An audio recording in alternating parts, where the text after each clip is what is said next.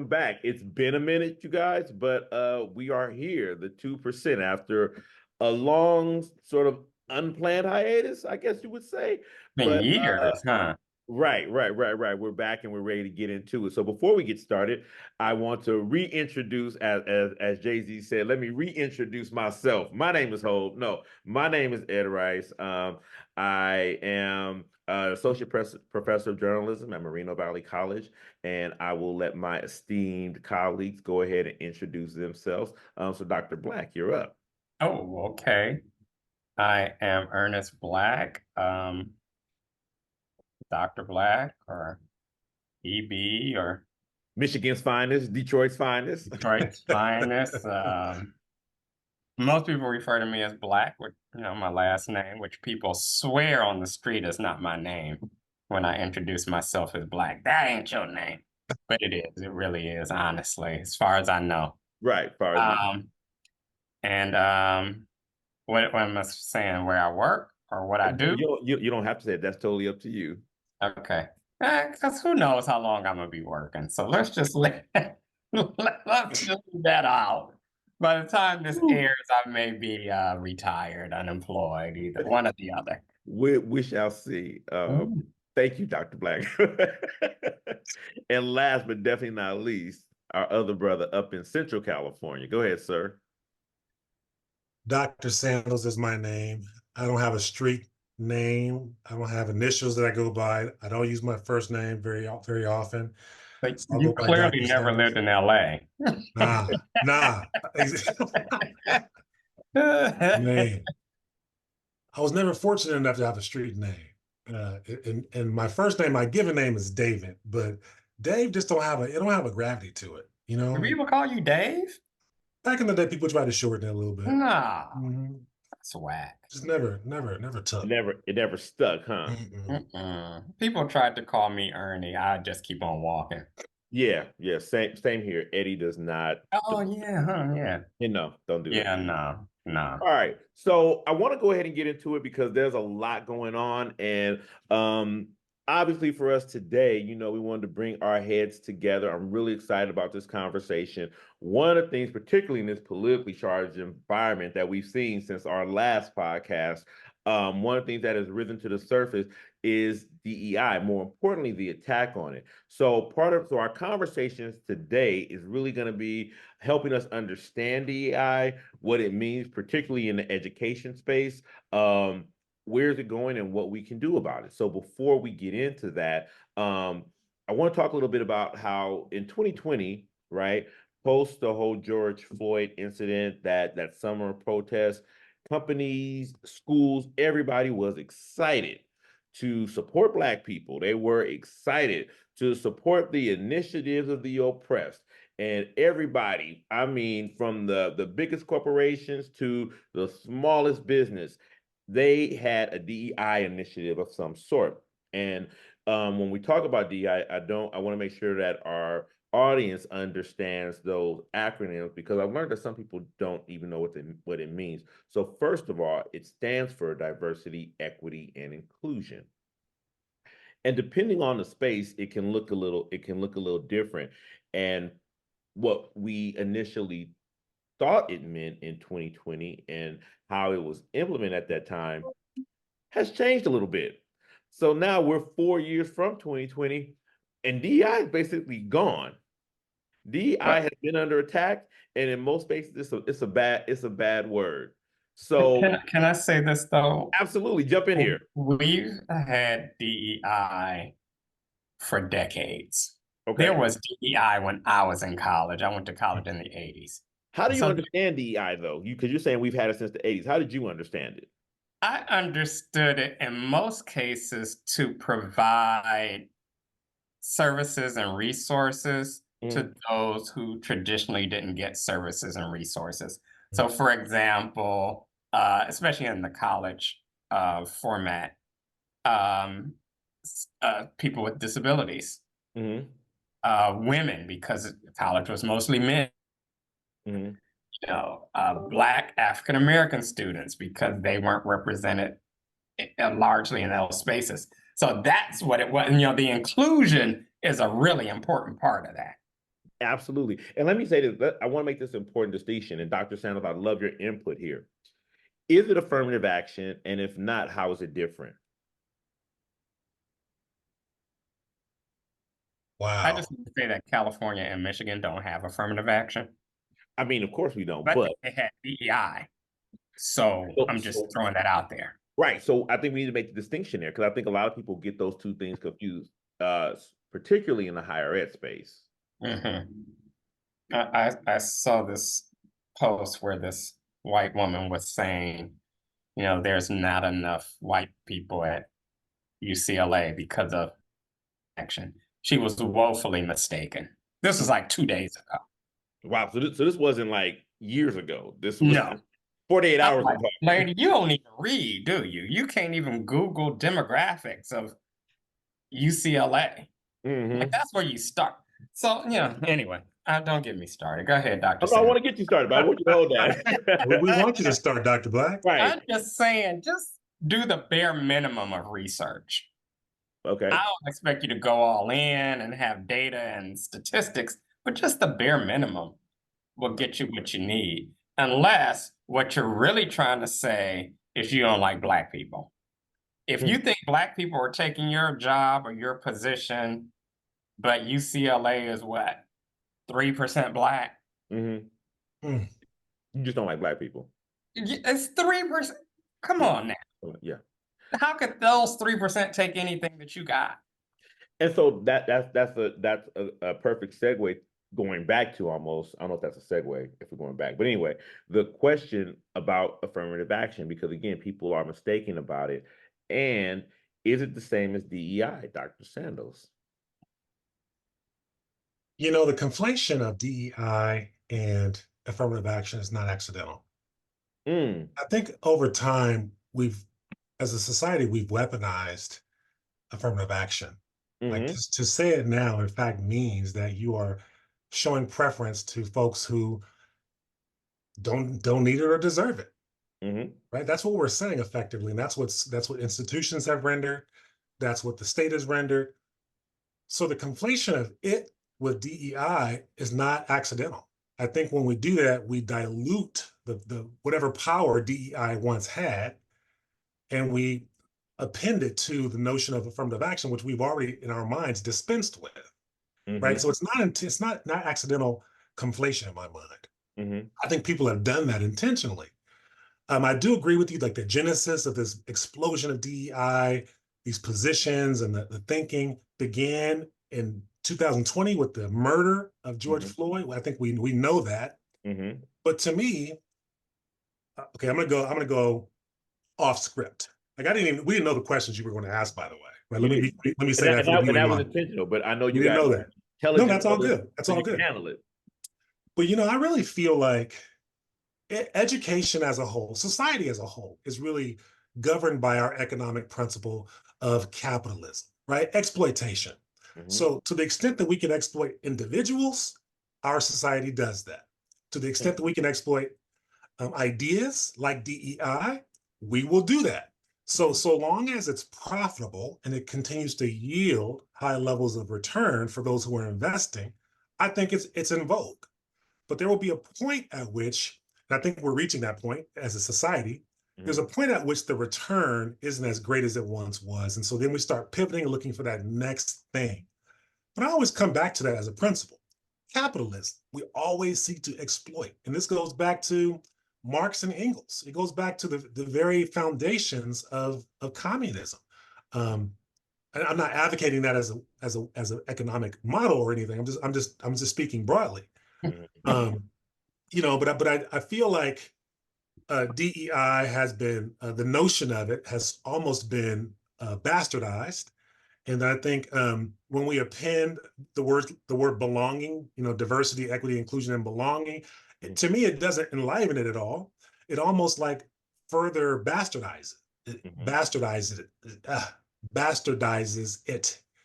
So I can go on, but I'll pause there because Okay. I think the point is made that this is a vogue gesture, in my opinion, and Mm-hmm. it's not with meaning and purpose other than to exploit and give the impression that folks are valued.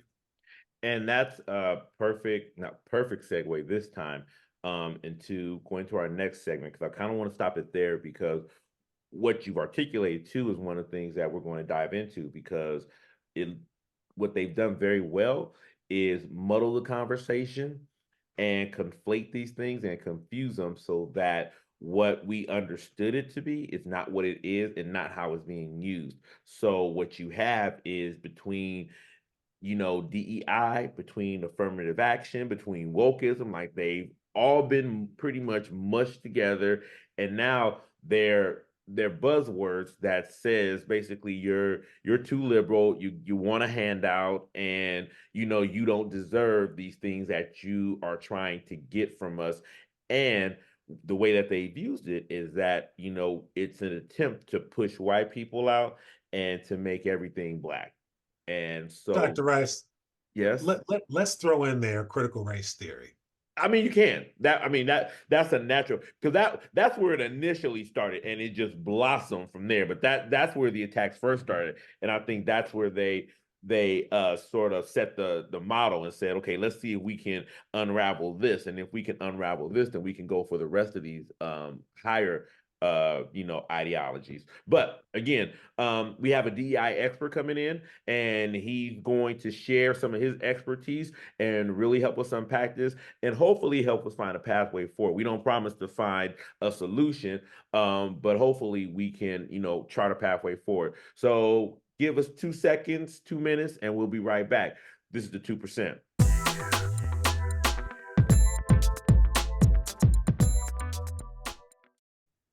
And welcome back to the 2% podcast. Joining us right now is our DEI expert, Jacques Whitfield.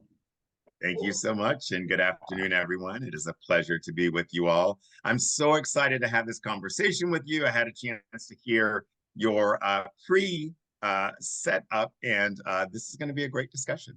A little bit about myself. I just recently retired from CPS HR, where we like to say we're the other CPS, so we are Cooperative Personnel Services HR, not Child Protective Services. So we are a state agency headquartered in Sacramento, but doing business all across the country. I was the senior practice leader for diversity, equity, and inclusion, the first senior practice leader for diversity, equity, and inclusion. And prior to joining CPS, I was a senior leader in the California Community College System, serving as the Chief Human Resources Officer for the Yuba Community College District that is in the northern Sacramento Valley. I held that position for about 6 years. Prior to that, I was a senior leader in the California K-12 system, serving as Associate Superintendent and General Counsel of the Grant Union High School District, which is a urban metropolitan school district in the Sacramento region. Going all the way back to the beginning, I was a 7th grade math teacher. I got my start in education in the Lumberton City Schools, now the Robeson County public school system, as a 7th grade math teacher at Lumberton Junior High. I'm incredibly pleased to be with you. I've been in the human resources space for 26 years. I've been doing diversity and inclusion work for that same period of time. I'm a father, published author, and engaged human, and I love this work and excited to have this conversation with you all today. So first of all, congratulations on retiring. Yeah. Thank you. It is wonderful. And I like to use the term, Dr. Black, I'm semi-retired, because now I'm in the space that I feel like I can live my best life, and I'm still at 60 years young. I still have a lot of vitality, and I have 4 adult children. My oldest is 4. My oldest is 28.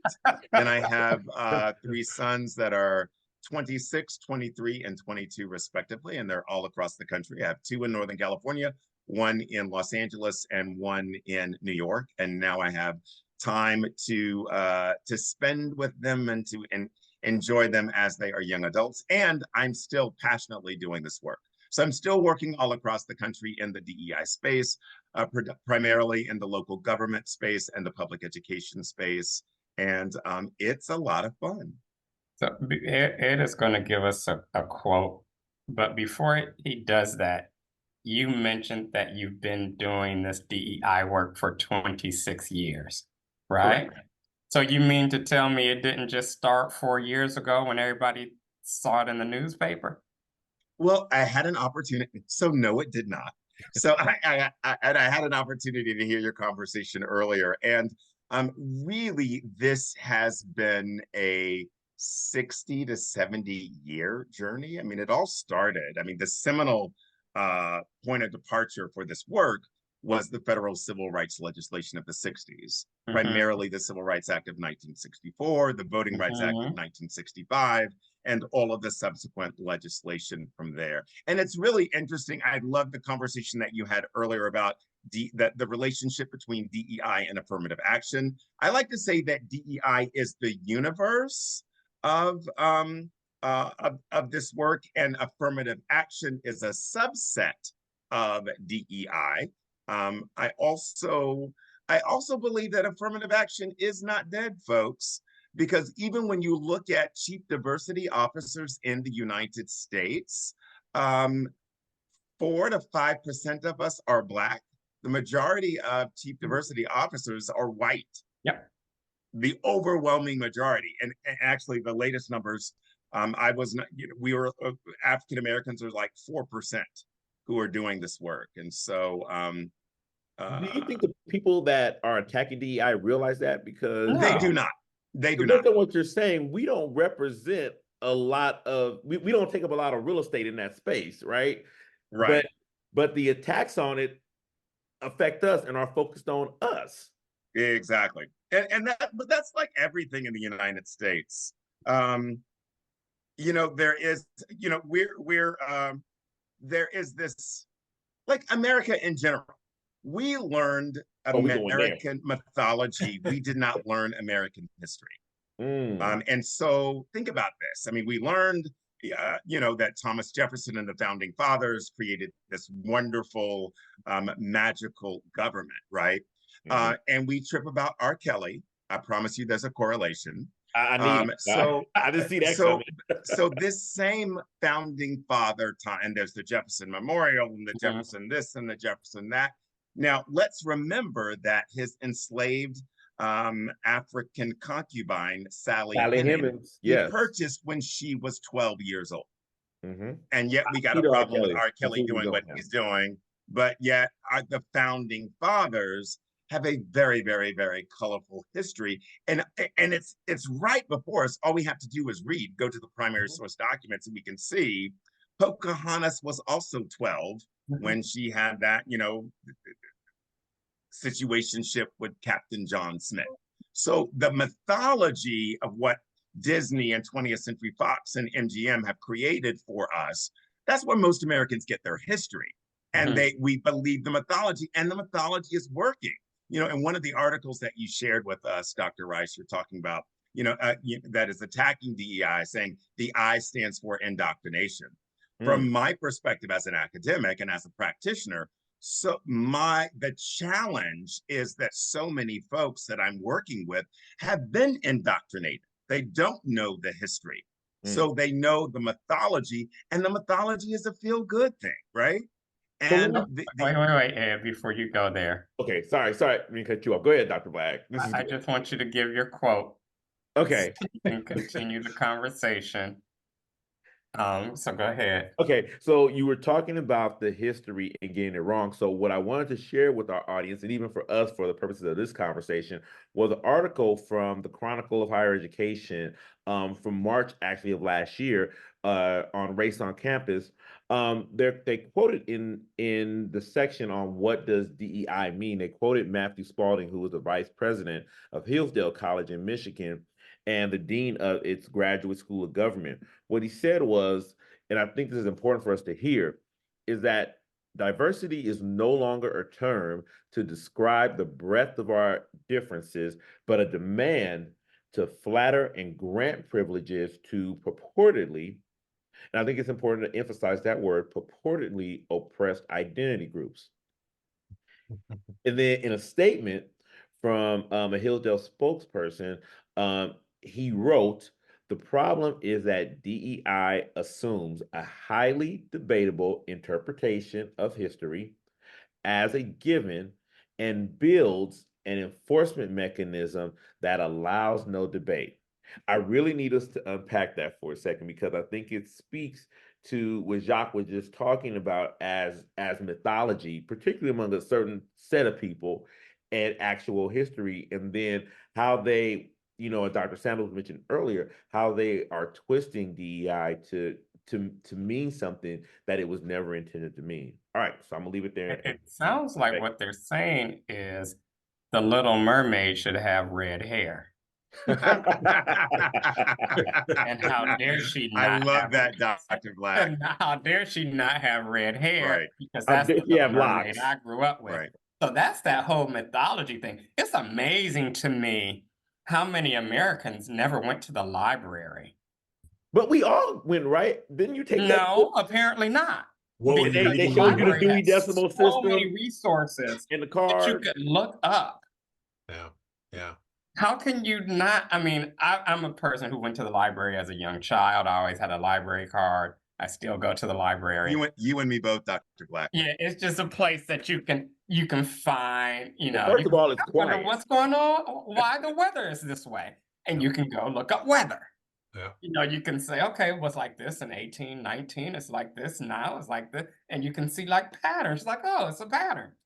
So it amazes me that a lot of people just believe what you say instead of doing any sort of research. If we sit here and we say some wonderful things that we all agree on, and then someone hears this and they say, well, they take that for gospel instead of checking it out, shame on them. So Dr. Black, I'm curious as to why you are surprised at that, because, I've been working with humans most of my adult life, and American humans and humans in other countries. And this country is conducive to accepting. I will tell you why. And I'm not surprised by much, but I don't surround myself with mediocre people. So I forget that mediocre people exist. So most of the people in my orbit are not mediocre. So when I encounter some things, I'm like, oh yeah, I forgot they're just regular people. And so I forget sometimes. And I just decided I'm going to say from the emotional intelligence perspective that most humans are resistant to change, especially when it involves their personal status quo ante, right? The situations in which they are. And we know that genetically we are, as humans, we have resisted change. And the conversation that we're having is a change of the paradigm that had been alive and well by official government policy for the last 400 to 500 years. And so, am I encouraged? Am I excited? Am I thinking that this is the end? I tend to be far more positive. And, multiple things can be true at the same time. There are challenges. I am not surprised at the challenges, but I am very, very encouraged. And one of the primary 4 reasons I'm encouraged are my children, just the generation of young folks who don't have an issue with any of these concepts, who don't have an issue with gender identity, who are very, very fluid in navigating that there's a difference between sex and gender, who very well understand that race is a social construct and there is only one race, scientifically, the human race, who don't have an issue with recognizing that humans are 99% genetically identical. So that gives me hope. And I also know that in my own generation, as a 60-year-old man, I recognize the work that I have to do for me to constantly step out of my own echo chamber, to constantly seek those things and those places and those people and those experiences that are different from my own. And so, and the way we do this work, for me, the essence of DEI is really about engagement. And as we're talking about the words being weaponized, so I'm not committed to the words, I'm very committed to the work, because one of the things that we know as humans is that language changes all the time. When I was born in 1963, my birth certificate says Negro. My parents were both biracial, their birth certificate said color. By the 70s, with James Brown, Say It Loud, I'm Black and I'm Proud. And in the mid 80s, I was watching the Cosby Show one day when Cosby was cool and it was a thing. And lo and behold, I found out I was African American.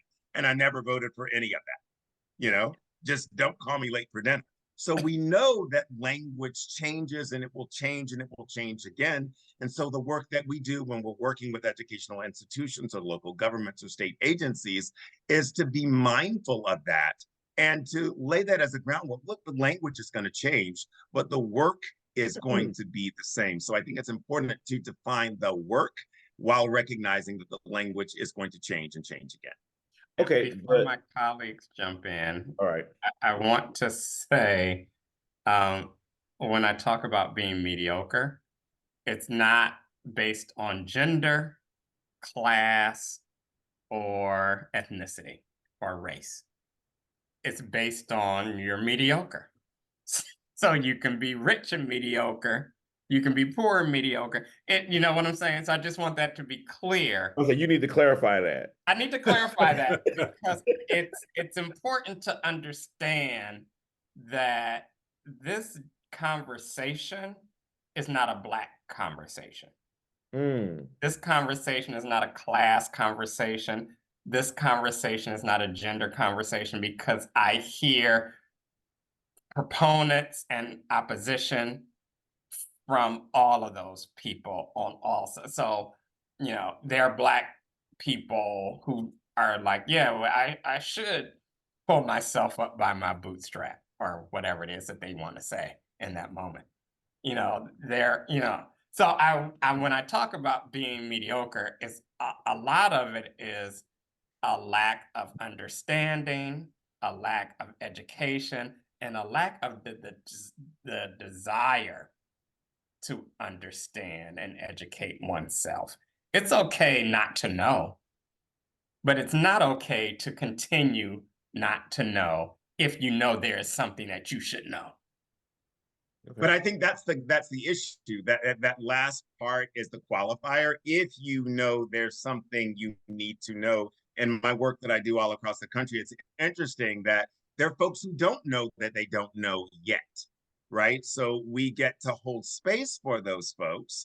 And we all have opportunities to grow and evolve. I think that's the big difference between how this work was done in the 90s, Dr. Rice and Dr. Sanders and Dr. Black, versus how the work is done today. In the 90s and in the era of political correctness, folks like me who were HR directors or who were specialists, it's like we had the answer key, right? We were the hall monitors, and we had say these words, don't say these words.